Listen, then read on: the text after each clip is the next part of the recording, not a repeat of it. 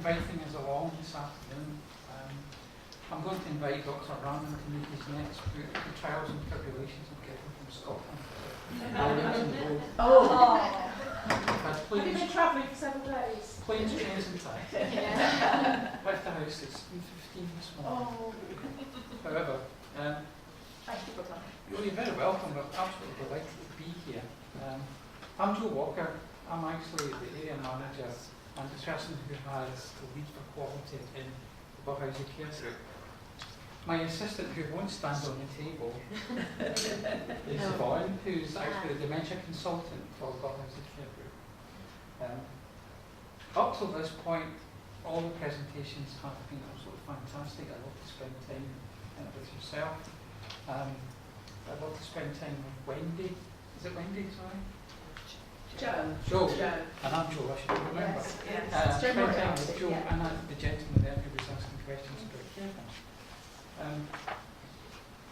We're going to be talking about well-being in a care home and trying to explain how sometimes organisations, at points in their history, you can find the right time to make changes, and those changes are always for the positive. Whilst accepting, I'm now 56, I'm starting to think about my retirement, and interestingly enough, as we've all said, I'm not thinking about a care home. A care home may appear in the horizon at some point, but I'm not thinking about a care home at this particular point in time. I want to set the scene and just tell you a little bit about Burghausen, because it's important just to get that flavour into the discussion. It started 25 years ago, and it's a family-owned business. It currently has 24 homes. It employs 1,300 staff, so that's carers, kitchen people, laundry assistants, just the kind of people you would think of. We look after 900 residents. 75% of those residents have some form of cognitive deficit, predominantly dementia, but we do look after others. And the important thing about it is, although it's 24 homes, it's small enough to be fast moving when new technologies, new thinking, new beliefs come around, and sometimes when new staff come on and shake the tree and say, why are we doing things the way we do them? And that's the time when it's really hard to get involved and push ahead with those things. And Yvonne will talk soon about one of those opportunities that we took, that is to promote well-being in care homes. So what is well-being?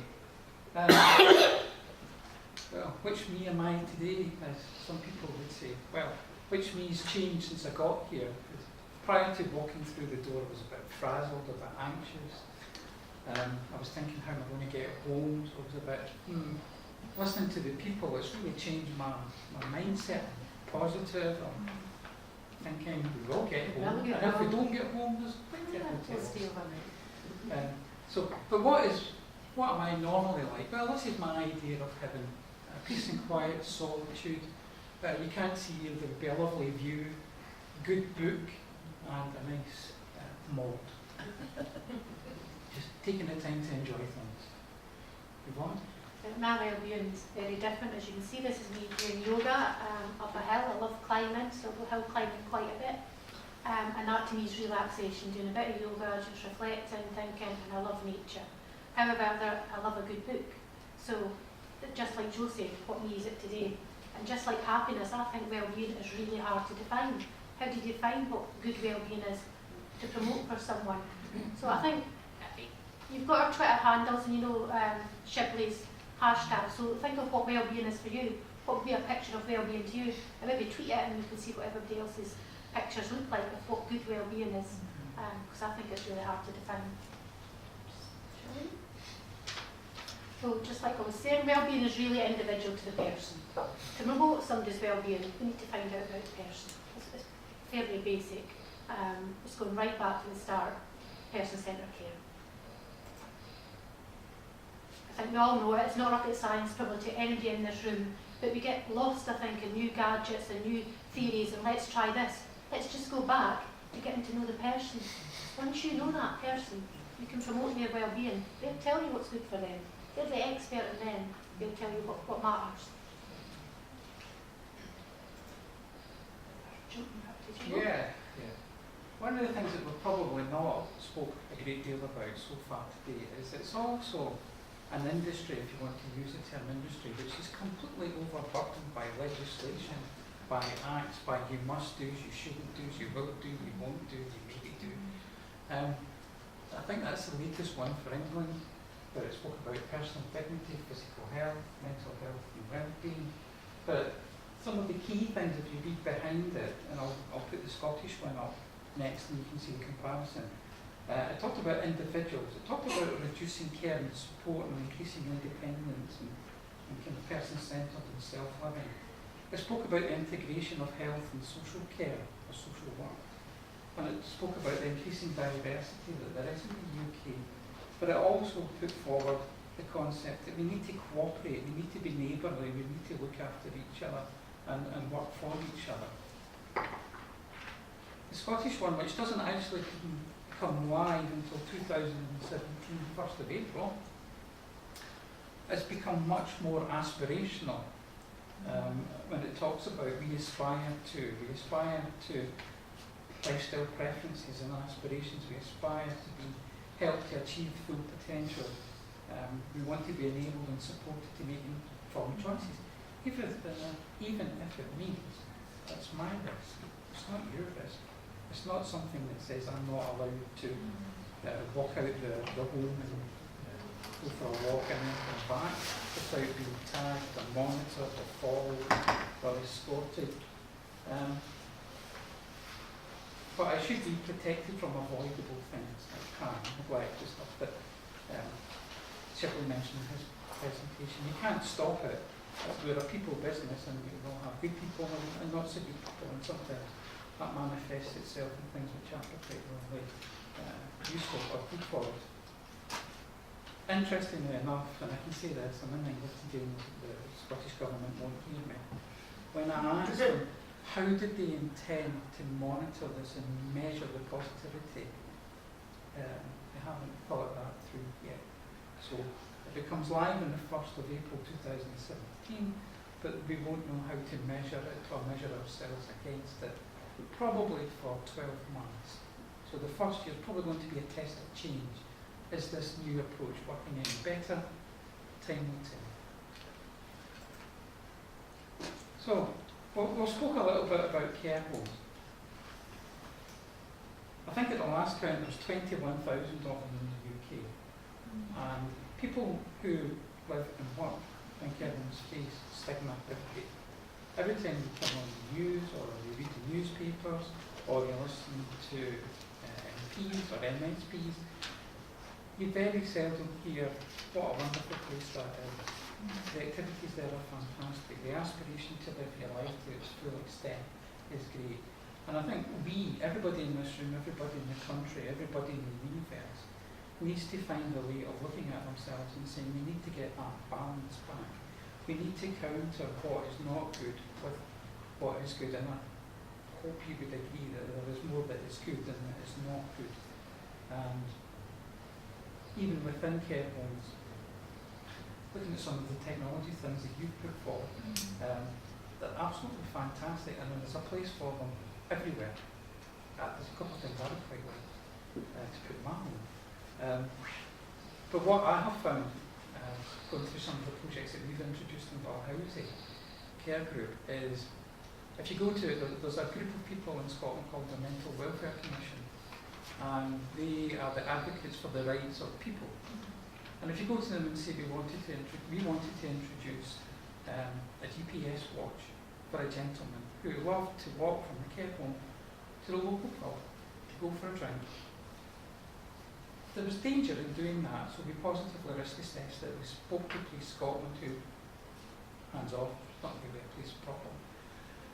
But occasionally he would forget the way back. But we always knew that if he stepped outside a certain radius, it would ping.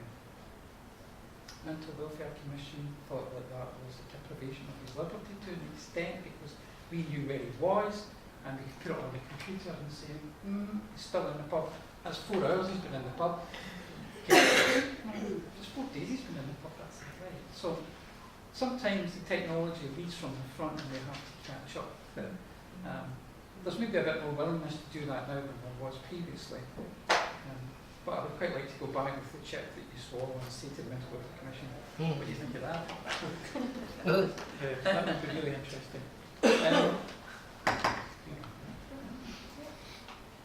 So something that's my biggest probably bugbear is when people say every care home should have pet therapy or a choir or whatever it might be. Because why should every care home have it? If you're in a care home and you are allergic to animals, why should your care home have pet therapy in it? What about if everybody in there is allergic to animals? What if you hate choirs? You're being forced to have it because, well, that's the right thing, it's the in thing. Every care home must have playlists for life. For me, we should say every care home should have exactly what the residents in that care home want. They should have access to those things, and if that's what they want, then fine, that's what we'll bring in. But it shouldn't be legislation that every care home should have. And I think we'll probably see that all the time. Every care home should have whatever the latest trend might be. And that's probably my biggest bugbear. So when we said we were going to be speaking about wellbeing, the first thing Shibley asked me is I wanted to ask people I look after what promotes their wellbeing. Because it's not about me, it's about them. So we asked some of the residents what promotes their wellbeing. I got a huge lot of response, so I've just put up some of them. There's a couple of slides here. So the first person, the people really look after me. I'm not good at eating new foods, but each day I try something new. The chef makes just for me and either goes in the yes or the no list. But I think it's great that he does this just for me. I have my own menu. So they feel valued. You can make your own choices. It doesn't matter if you don't like what we put in the menu because we'll try something else. We'll find what works. Next person, I like the dogs. When they come in, I wasn't able to look after a puppy at home, but I've got one here and the staff helped me with her. Getting her was the best thing. I'm in that care home quite a lot, and that puppy, we've arranged for a trainer to come in to train the puppy, and actually almost all the residents do love her. She does stay in that residence room, but the resident bringers are out and around everybody, and it's a great time. I love it, it's a good time with dogs, so you get your exercise walking as well. I work here helping the staff. I like to keep busy and there's always something needing fixed. This is a gentleman in one of our homes that likes to do, he's been a handyman all his life and he fixes everything for us. There's always something broken, there's always a door handle coming off or a cupboard going loose or something needing sanded in the garden, and he does it all for us. Next one. This care home is great to go to. If you're up in Scotland, come to this one. We have a party every afternoon. I love it. We choose the food and drink and everyone has such a great time. Every time I go in there, I am dancing. There's every kind of food and drink there that you could ever imagine. That's a party home, I think. I have a better social life now than I ever had. I used to only see someone for 15 minutes twice a day, and now I have lots of company, and that's a common theme. Care at home, as we all know, is struggling just as care homes are at the moment for time, and 15 minutes a day, you might only, if you're on your own, you may see somebody for 15 minutes a day and that's it. So it's quite lonely. There isn't social life in the care home, can be really busy. I'm just going to do the common themes. So we asked lots of different questions, and these are the themes that came back from all of the questions asked. We spoke about meaningful activities earlier, and someone said that it's better than human less. Well, what's really quite interesting from the bundle of things that you see up there is that although health is behind all of them, health is never mentioned explicitly as being a problem. It's all about how I engage with people, what I do, how I occupy my time, and that the way I occupy my time is the way that I want to occupy my time. And that's been the thing that we're trying to change. I have this fear that I will end up in a care home or a care facility of some sort, and someone will push me along in a wheelchair to either bingo or karaoke. And you've seen my wellbeing picture, I think that's as far away from it as it can be. But we've taken our thoughts and views to the people that we have in our care homes, and we've produced a couple of documents that have been driven by them. We'll leave some copies if people want to take them away. One is the Charter for Participation, and it essentially follows 5 key things, and I'm sure everyone in the room will remember Tom Kittu. And I would say that these things that we used to talk about, or came to my mind in the 80s, are as relevant then as they are today, and in fact many acts of legislation, contemporary thinking will find its way back to these in some way. But the questions that we have said that we will adhere to going forward when we meet with people for the first time are, we are interested in what matters to you. Who matters to you? What information do you need? What is personalised contact for you? And we guarantee that there'll be nothing about you without you. And that's probably the biggest change that we have made in terms of Barrows Care Group and our thinking, going from perhaps an establishment that was guilty of elements of institutionalised care to somewhere now where you're trying to turn that 360 degrees and say that you're going to sit down with your package of care, although you have a bedroom which is perhaps the same as the one next to you, but that's where the comparison stops. What you want is individual compared to what the person next to it wants. Your room size may be the same, everything else will be different. So just to round up, that's us almost done. The best way to promote wellbeing is to deliver person-centred care. We're going right back to what we've known since the 80s, since Kentwood really. It's about the person. I think we got lost somewhere along the way and we seem to be going right back to person-centred care, which is where we should be.